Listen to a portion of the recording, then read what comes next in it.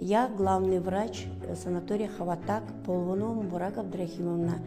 Men Xayr Xavotog' sanatoriyasi bosh shifokori Polvonova Muborak.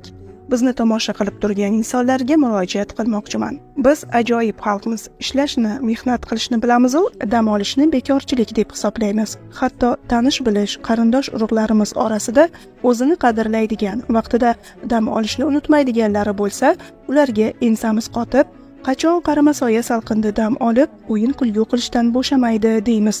Vaholanki o'rni kelsa, avtomashinamizni, maishiy anjomlarimizni ta'mirlatib davolaymiz. Hatto qo'l telefonimizning batareyasi charchab qolishini o'ylab, avaylab ishlatamiz.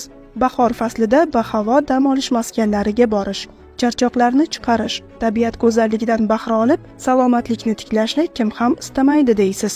Hamma istaydi. Aynan shuning uchun Xayr Xavotog' sanatoriyasi bahor mavsumi uchun 10% chegirma e'lon qilgan. Endi 2.700.000 so'm evaziga 10 kun mobaynida maza qilib dam olishingiz mumkin. Siz ham o'z salomatligingizni turli xil dori vositalarisiz, shunchaki shifobaxsh suv, toza havo va go'zal tabiat bilan tiklashni istasangiz, hoziroq bizga murojaat qiling. И получает соответствующую опять консультацию.